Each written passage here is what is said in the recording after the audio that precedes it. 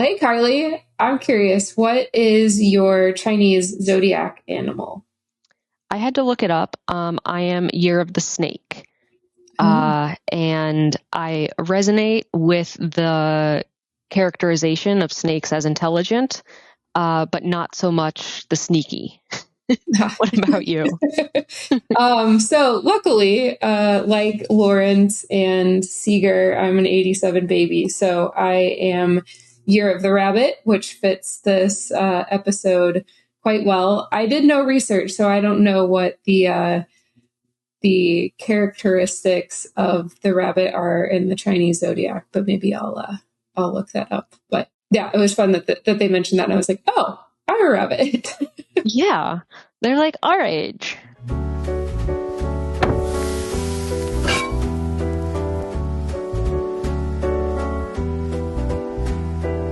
So, here at Track Your Knives, we are not your typical recap podcast. We're a fun little companion podcast to Pack Your Knives, where here we track your power rankings and your fantasy leagues that we're hosting. And we get to call out those of you who are doing well and lament with those of you who drop in rankings. For the power rankings, we're getting closer and closer to figuring out who is going to win. And that winner will get a chef-curated meal by none other than Sara Bradley at Fright House in Paducah. Yes, very exciting. And there's only a few points between the top of the leaderboard. So the next few episodes are going to be really exciting to see who gets that dinner at Fright House in Paducah. Well, this episode had a lot going on. I really enjoyed it. Before we jump in, I wanted to do a follow-up from last episode. So we were talking about Lawrence, who got his fourth win last week. And you did a really great write-up on the Pack Your Knives Substack about GOAT status for Top Chef. And that's capital GOAT, so greatest of all time. And how well do chefs do who win four or more elimination challenges throughout the season? And so I wanted to jump in and just kind of talk through what you found as you were looking into that. Yeah, so Lawrence was the 15th chef across all of the seasons to win 4 elimination challenges.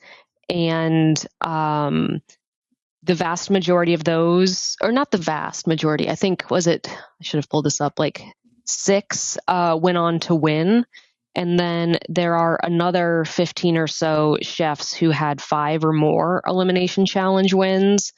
And 9 of the 15 did go on to win.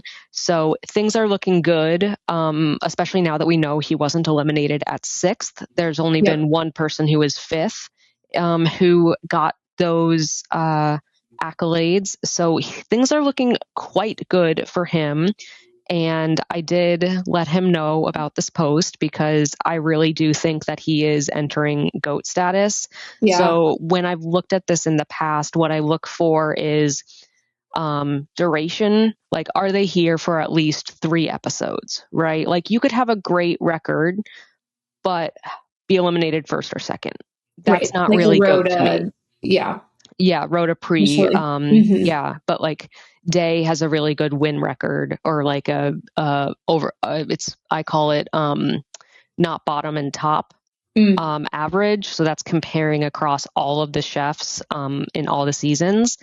So looking at duration, looking at consistency, how much are they in the top or winning? So not just safe, but are they consistently performing high and well and in the top?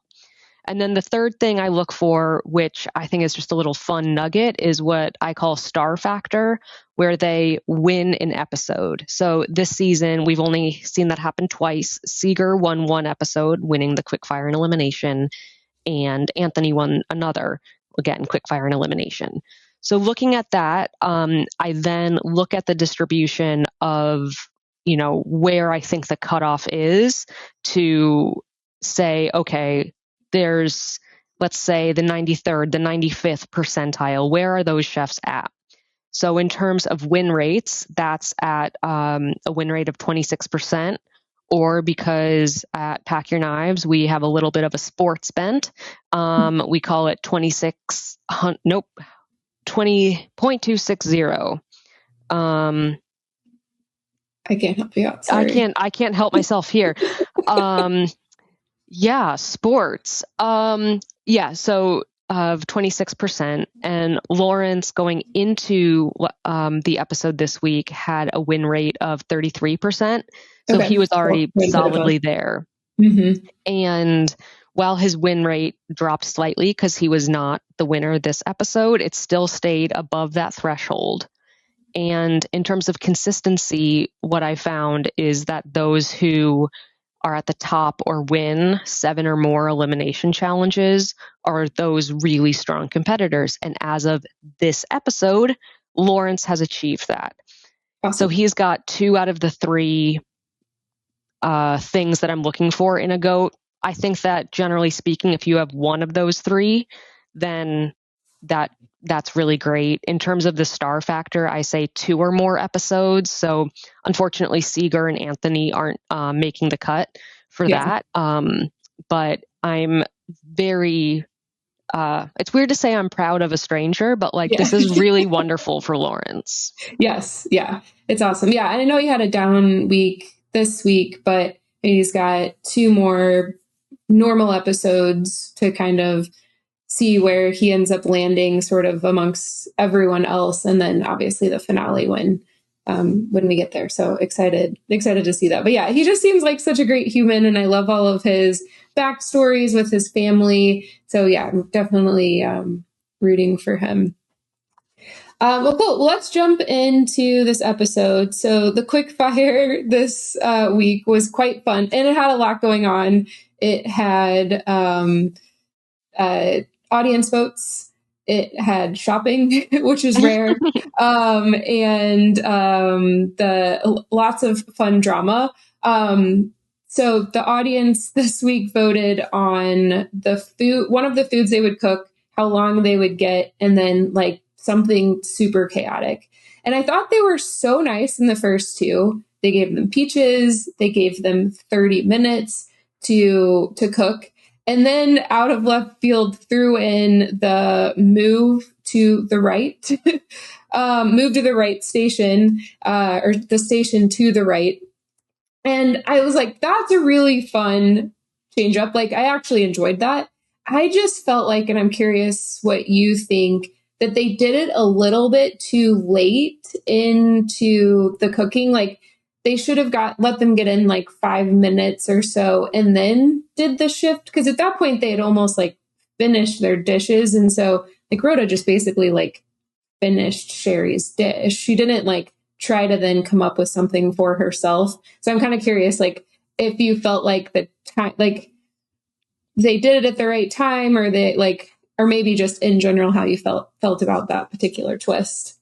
Yeah, it felt brutal, I think, because of all of the confessionals from Sherry. Mm-hmm. I'm not sure how far into it. It was maybe halfway through, but that's not, some dishes were so fully completed. Yeah. What I thought was interesting was the influence of the free bread from the grocery store on what they, and the fact that Sherry and then Rhoda then had a tostada as opposed to a piece of toast where they all had a baguette, was a differentiating factor. I have mixed feelings, but they did show Rhoda tasting seasoning, changing, adding more acid. But the conception of the dish was Sherry's. Yeah. Yeah.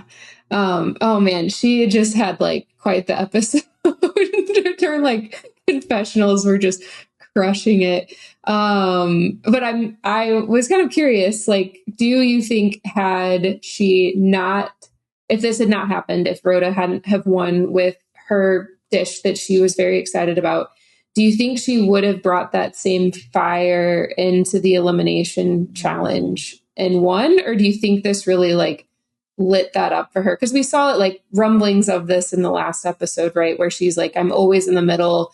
And then at the end, they didn't call her up for top or bottom, and her like her face was just so she was like already building up towards this, and this just kind of felt like the what just kind of broke her. But I'm wondering, do you think she would have had that same fire? I don't know. I think there was something in her where she was like, I am cooking my food. Mm-hmm. And so like that, the fact that Rhoda then presented her dish, it felt like, was just very irritating. But often, and we saw this with Gwen in, I don't know if it was in her elimination episode, where Tom says something and you're like, yikes, like I got to rethink everything. Mm-hmm. And in this case, Tom says something to Sherry. You don't see that with braised jerk. And she's like, I don't care. Yeah, I'm doing this. Yeah. And there's just something about how grounded she was in herself, and whether that came from the Quickfire, that might have been the last straw. Yeah. But yeah, that was, if she hadn't won, I hope they would have changed the edit, because as my stepkids would say, that was like clowning on her then. Yeah. Right. if she hadn't won. It was building.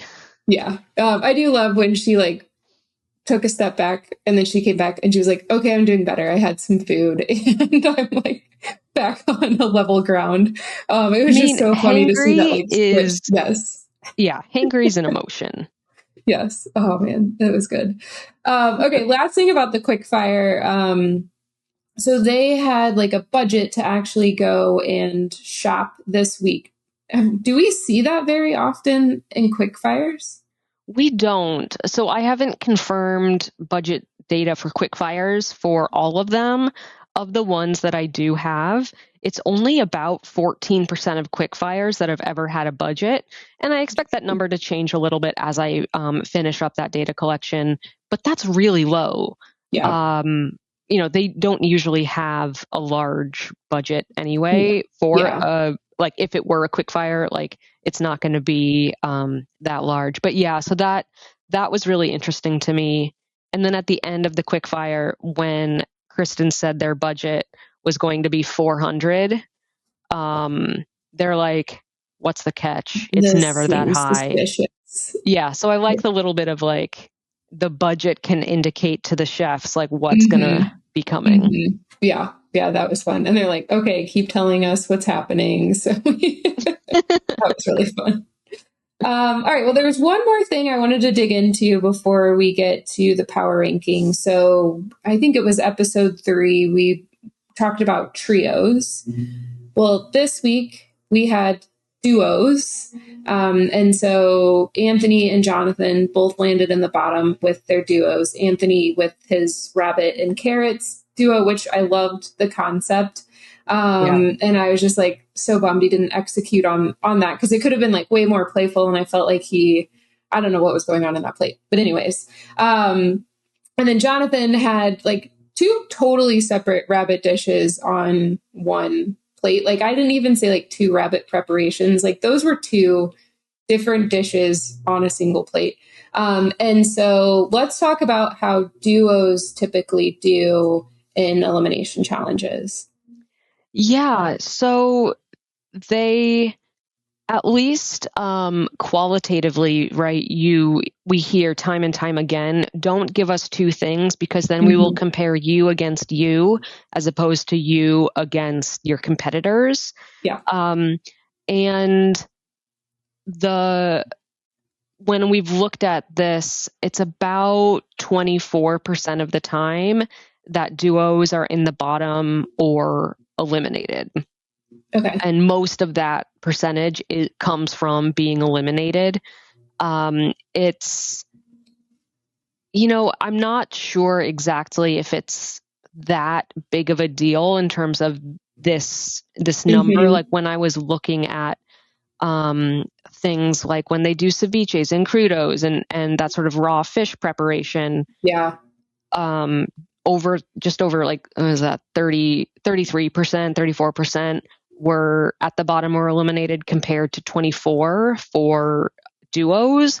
So I don't know what we can really take from this, but it is something that I always keep an eye on when I hear it come up, because of the qualitative information.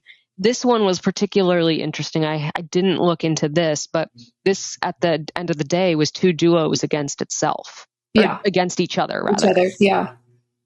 Yeah. Very interesting. Yeah. And it looks like, just looking at this, if I'm reading it right, the duos ending up in the top or a win is actually pretty high, about the same as them landing in the middle. So it's actually not that. I think you hear a lot, don't do it, but it's not really, like, the data doesn't show that it actually hurts them that bad to do the duos. They're more likely to be safe than to be in the bottom doing a duo. Yeah. Yeah. But don't do trios. Don't do trios. Land you in the bottom. Yeah, that one for sure. And like that doesn't include like when they were required in a team challenge to do like the trio of wine flight pairings. But yeah, that's 58% of the time the trios are in the bottom or eliminated. And yeah, so I think when you're splitting your time, when you have such limited time and you aren't able to like have redos and tests, that'll hurt you. The trios. Yes, agree. Awesome. Well, let's get into power rankings. It was a really good week. I think I'm curious to see what the average scores were, because I was just looking at the top 10 and they were all over the place. So very curious to see where that landed. But for you and I had Sherry as my winner. I think I've tried that out a few times. It finally paid off for me. But I felt like coming out of last episode, I'm like, she's either winning or she's going home. And so I'm just going to take the swing for this one. And then I had Anthony in fourth. I had actually popped him and Lawrence down lower. Just, I felt like there was maybe some momentum for some other chefs to get a win. But I had Jonathan in second. So that almost like screwed me anyway. So how about yourself? Yeah. So with Sherry, flipped it. I had her as going home. Yeah. Because I was sort of like, it hasn't really come to fruition. I think she's going home. And then I had Anthony in fifth. So I got good points for Anthony, only 1 point for Sherry. So you got 10 points, I got 6 points, and we're actually doing better than half of the other players. Wow. Half of the players got 5 or fewer points. So especially, compared to not doing my power rankings last week, it feels good to get some points. I'm still in the 40s in terms of rank. I've lost hope, but it's, this one, and I think too, as the number of chefs gets smaller, our opportunities for points also get smaller, right? So you could, have people in the middle and you're going to get 3 points for each of those. And, then if there's 5, you're going to get 6 out of the 10 points. Like you're going to be doing okay. Yeah. So things are going to get close. Yes. Yeah. But yeah. So it'll be fun. Like if it's predictable or not, these next few episodes. Cause I mean, we'll get into it, but I doubt a lot of people had Anthony in their bottom. So we'll see if these next few weeks, if people can actually figure out what's going to happen or not. So our bonus question this week was who won the Quickfire. So as we talked about already, Rhoda ended up winning the Quickfire, even though maybe it should have been Sherry. But regardless, the fact is that Rhoda won. And so I think we had 19 people who had Rhoda. Interestingly, more people thought Sherry would win. So most people, 27%, had Lawrence as the winner of the Quickfire, and 22 had thought Sherry, and then 17 thought that Rhoda would get it. Nice. Yeah. So, I mean, people weren't necessarily Too that far off, No. but yeah, congrats to the 19 of you who correctly guessed that Rhoda would win the Quickfire. Yes. Congratulations. All right. So we kind of alluded to it, but how did everyone do in predicting Sherry as the winner and Anthony as the chef that was going home this week? Yes. I just realized there was one other thing about the bonus question I wanted to say. Oh, yeah. So we're 11 episodes in, and I wanted to give a congrats to some people who got their first ever bonus question correct. Oh, hey. So that's Twist Street, Jimmy Eat Wordle, which is Love a that. wonderful name. Hannah C. M. Dash, D. Rothenberg, Chef Butter, Ann N., and a dog named Waffles. Aw. Yeah, we love you, Waffles. Yeah, so to your question about how people did, we had one perfect score this week. Matt M. Congrats. Yeah.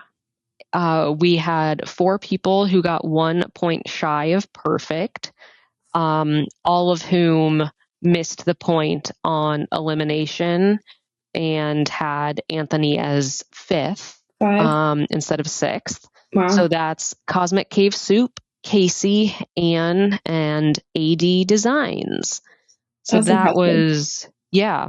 And none of those folks got the episode bonus. So it really, it's kind of nice to see that, like, even if you're not getting the points from the power rankings, like the bonus question can actually bump you up a bit. Bump you up. That's nice. Mm-hmm. So how many people had Sherry then as their top? Yeah, only 21 Okay. had Sherry. I mean, so that's not too bad. Yeah, 21. 40% had her in their top 3. Sherry was, ranked pretty in the middle, nearing the bottom. She was ranked 4th in the overall power rankings, but she does have a kind of high standard deviation relative to the standard deviation of the other chefs. Yeah. So there are still people, I mean, you and I are the perfect example, right? You put her 1, I put her 6. Yeah. So I think that's part of why she's ending in the middle. Yeah. And yeah, so 21 got her as the winner. Only 10 chose her as most likely to be eliminated. She, over time, looking at the trend of the number of times she was chosen as the winner, this is the episode where she had the second most people choosing her. Like, in terms of all of the episodes where people chose her as the winner, a couple episodes ago, 24 people chose her as the winner, and this week it was 21. 21. Yeah, which is interesting because there were more chefs to pick from in those episodes. So she's still getting less of those. But we'll talk about that in a second. I'm curious how many people got Anthony correct. Yeah, just one. Just Matt with the perfect score. Nice. Yeah, I mean, I think this was a pretty big surprise. A pretty low number had him in their bottom 3, 23%. 27% or 35 out of the 129 folks had him as their winner. And as we've seen week after week after week, he's the lowest he's been is a rank of 3, and that was in episode 3 and 9. And here he was the second ranked. So he was someone who we were all rooting for or had high confidence in. So this one, I should go back and look at my sort of like front runner status and how, like, if he was a front runner when he left. I think we all as a community felt that. It was sad. Yeah. Yeah. Very sad. Especially, we'll get into it later, but my fantasy league is dead. So it was extra sad. Yeah. Well, we want to give a shout out to the top 5. So Michelle P continues to own the top of the rankings, as does Deg SF, stayed in second. Pure XJ stayed in third. So the 3 of them have maintained the top 3 spot for several weeks now. So congrats to all 3 of you. And then Top Dog and Creamy Risotto rounded out the top 5. And then we also wanted to give a shout out to Coster 077 making a play for it. So they made it all the way to 6, which I think was a bump, quite a few bump rankings for them. So congrats to the top 5 and Coster. So we'll see what happens here in these next few weeks. When we look at who they thought was most expected to win this challenge and to be eliminated, so we kind of know that Sherry and Anthony weren't really at the top or the bottom here. Who were they? And I could probably guess, but who were they expecting to be the one to win this week? Yes, it is exactly as you would expect it. So Lawrence, 48 people chose him as most likely to win. Only one person chose him as most likely to be eliminated. Oh. And, I think that person was making a big swing, right? Just in case. Yeah. He had a rough week, so wasn't too bad of a guess. Yeah. Yeah. And we'll get it in. I'll just say this now, but in terms of the fantasy league points, Lawrence did have his second worst episode so far, but let's be very clear. He was in the top for the Quickfire and was just safe in the elimination. His second worst is still really good. Yeah. So, So 48 people had him pegged as the winner. And I can pull up the math real fast. 115 divided by 129. 89% of people had Lawrence in their top 3. Yeah, that's surprising. So my guess is we're going to continue to see that. Yeah. Seeger had 81% of people. No, sorry, 81 of the 129. So what is that, like 60%? Choose him as most likely to be eliminated. And that's just something that we've seen week after week, whether warranted or not. Like, he almost won. Right. I think had it, and we didn't talk about this, but had it not been the mystery voters that picked the winner, like, I kind of had a feeling that they actually liked Seeger's better. At least Tom did. And so I was like curious if he would have won had it been the judges instead of the mystery voters. Yeah. It was interesting because I watched without my partner this week because he's out of town. And so then he watched it Monday, I watched it Tuesday, and I texted him just after the Quickfire, and I was like, okay, based on vibes, I'm so tired. I'm not keeping track of confessionals. I'm like, I don't even have my computer up. I'm just like watching an episode. Very rare for me. And I texted him and I said, Sherry, Seeger, or Lawrence? The winner and the eliminated chef is going to come from these 3. Yeah. And I got pretty close. Like, 2 of them were in the top and 1 of them won. And so there was just, and I was like, then when I was thinking about that 3 and I saw how well Seeger and Sherry were doing, I was like, no, is Lawrence going home? I know. But no, it's just, he's safe. That feeling of not winning and not being on the top, that's a feeling of loss. Yeah, no, I agree. Yeah. So, anyway, back to power rankings. So Seeger was on the bottom, and then the next closest was Jonathan, where 16% had him as most likely to be eliminated, as compared to 62% who had Seeger as most likely to be eliminated. So there was a very large gap. And I don't know. I remember Tom Haberstroh asking us, like, when we were texting at the start of the season, when we did episode 1 power rankings, like, why why is everyone so low on Seeger? And I think it might just be the persistent snark, or just the fact that other people have like more compelling stories or something, even though he's been applying for 10, 11, 12 years, like there's a lot there. But yeah, he has just been, middle bottom. Now that we're, at the end, getting to the end, he's been on the bottom. Yeah. And I'd have to go back and look, but I think he's also like, he's either been at the top or at the bottom of a lot of challenges. And so I think that, like, not at the top of many, but he's been at the bottom of quite a bit. So I think there's like a lot of inconsistency too. And probably just people feeling like him coming back.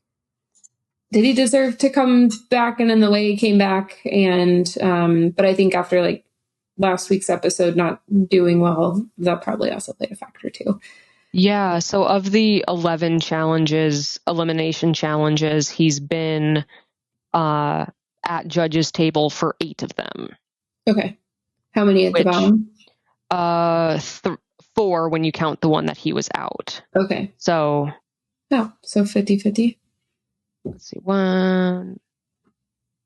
a little, let's see, 4, 5, 6, sorry, 7 of the 10. Oh yeah, because he missed an episode. 7 of the 10, 4 being at the bottom, 3 being at the top. So, okay. But yeah, so that inconsistency. Yeah. He was part of it. We'll see. Well, we'll see how he does next episode after winning, or not winning, but being at the top this episode, if that impacts how people end up ranking him for this next one. But looking at next week, I am excited. They're going to Asheville. Have you been before? I have not.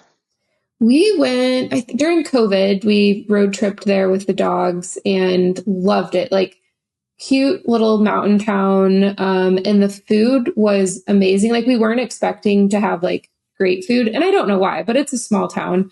And like, the food was so good. And actually, one of the restaurants we went to, the chef is competing on Culinary Cup this season. So Katie, we went to her restaurant, had no idea like that she was like a well-known chef. But the food was so good. So I loved Asheville. So I'm excited to see what they do here. But we alluded to it already. This is the episode where we get to see the snake. So not looking forward to that, but yeah. I mean, and I think we are, like, I'm just sort of thinking back to earlier in the season, how we kept thinking, like, this is the episode where Jennifer goes home. No, this is the episode where Jennifer goes home. But I'm, like, 100% certain that this is the episode the snake shows up. Yes, yeah. This is previous. I actually forgot about the snake, so yeah, we will see the snake then. All right, well, let's just a couple notes on fantasy leagues before we jump off. So normal scoring week this week, no notes. But we want to talk a little bit about just how each of the chefs are doing in fantasy league points wise, and then get into some of the leagues. And so Anthony, who's departing us, had a really great run. He was in second place on the leaderboard with 2 elimination wins, 4 elimination highs, 3 quickfire wins, which is amazing, and then a quickfire high. So it was a great run by him. I think I saw on Reddit that someone was like, it feels like he maybe needed 1 or 2 more years to be ready for Top Chef. So he might be a fun one to see in like an All-Stars. Yeah. I would love to see him come back. That would be very fun. And then Sherry is now tied with Anthony in second, with Lawrence still in the lead, even though he had a slight down week this week with, he still got positive points, but not the big jumps he's been getting. Seeger had his second best episode, so we were just talking about him, but winning. His first best episode was where he talked about he got the quickfire win and the elimination win. And so he's still below Brandon and Jennifer, though, in terms of points. So he's got some work to do to help out his fantasy leagues and the people that have them. And then Rhoda just jumped above Jonathan for fourth in the fantasy league points. So she is climbing her way out of having that negative 10 points from getting eliminated, and now kind of making her way back up the fantasy league points. So we'll see how she does. Talking about teams, I thought we'd jump into my team first. So as I mentioned, Anthony was my last chef. So he is gone. That jumped me down to third place, where I can make it no higher. And Katie in our league has Lawrence and Sherry and is just absolutely crushing it. And I don't see her losing at this point. So I know she listens to this. So congrats to you, Katie. Good job, Katie. Yeah. But hey, we'll see how the rest of the season goes. What about all of the other leagues? Yeah, so I'll just start with my league. My ego likes that I'm now at the top of my league. Hey. I started the season not as such and was honestly like a little hurt because one of my friends who was winning for a while, she only just started watching this season. And I was like, that's not fair. It's just not fair. Katie. That's Katie. Katie. Okay, I might take back my congratulations. We'll see. But yeah, so I'm only just ahead of my friend Kate in fantasy league, and then only one of my friends who's in my fantasy league is also doing power rankings, and I'm 10 points ahead of her. Nice. Even with my missed week, so that feels good. Nice. Yes. So looking at the Pack Your Knives team, so starting with the Pack Your Knives fantasy leagues where you drafted 2 chefs, Risotto Curse still in the lead, even though you lost Anthony. Yeah, crushing their league and the power rankings. So yeah. Congrats to. Yeah. Oh no, wait, did I mix up? There's creamy risotto and Risotto Curse. Oh, bummer. Well, good job, risotto. I guess there's not a risotto curse. No. And the person who's in second of that is Team 4 of Pack Your Knives 4, who's Y Jacket 42. You still have both of your chefs in it, so I think you can maybe keep the faith alive because Risotto Curse lost Anthony. In the Pack Your Knives leagues with 4 chefs, Team 2 of, I didn't write down which team, but we know that it's Cosmic Cave Soup. So you're in the lead, Cosmic Cave Soup, with teams of 4 chefs. The team who's in second, Team 4 of Pack Your Knives 1, run by Jonathan F., has only 1 chef left. So I think Cosmic Cave Soup might win out of that group. For teams of 5, Costers is in the lead with 3 out of 5 chefs still in. Wow, lucky. Right. Kristen B47, who's Team 2 of Pack Your Knives 2, is in second, also with 3 of 5 chefs in. And then not that far behind them is Dumpling of PYK 7, M Croissant of PYK 10, and No Reservations of PYK 3. So it's very fun to see how you all are doing. And I wish that before this episode I had figured out, I realized that I know the usernames behind each of these teams. And so I could have been shouting you all out earlier as opposed to being like, Team X of PYKY. What? There's so many numbers. Who am I? So really happy I can do this and call you out here. That's awesome. I love it. And I think we have to mention, so Tom and Sara talked about this on Pack Your Knives, but Tom is now chefless.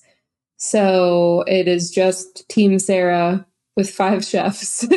It's just going to absolutely crush it. The points are just going to be insane. So that's bonkers. I wonder. Yeah, that's going to be quite the differential. Yeah. That'll probably be the biggest difference ever. Sorry, Tom. All right. I did want to give a shout out. So Allison emailed me and was talking about their fantasy leagues with her friends and the boys. And she said it's a nice thing to do instead of just having like sports fantasy leagues. And she said like everyone's super into it and they're just having a really great time. And they're actually planning to do like a cocktail and a cooking competition post this season. And so I don't know if I've mentioned this on the podcast before, but a few years ago, our fantasy league did a cooking competition night where each of us was responsible for cooking a dish, and you had as much preparation time as you needed before you got to the house. But then you had 20 minutes to cook your dish, and we did it in like rounds of 2 people at a time. And then we convinced some friends to come over and eat and judge. So I made like a scoring sheet. We had little Top Chef aprons and did like a fun little night. And then that's how we picked our fantasy league draft order. And so they like ranked us 1 through 6. So I sent her that, I have it on the website, a little blog I wrote with links to like the scoring sheet I made and the, aprons. If anyone is interested in doing your own, would love for you to like share pictures with us and tell us how you did it. But yeah, that's a really fun thing to do. So Allison, when you all do that, definitely let us know how that goes and send us some pictures. We'd love to see that. All right. Well, that will do it for today. This was a long one. So just a reminder to submit your rankings on find-topchef.com. The bonus question this week is yes or no. So will 2 or more people make variations of the same thing for the elimination challenge? So we were thinking it's a big group event. And I think a few years ago, like half of them did like croquettes. And so I'm curious if anyone will this year. And then don't miss all the great content on packyourknives.com. Carly does amazing analysis on there that we love to then talk about on Track Your Knives. And then don't miss Tom and Sarah's episode recaps. Anything else, Carly, before we wrap up? No, we're all good. Thanks for listening. This has been Track Your Knives.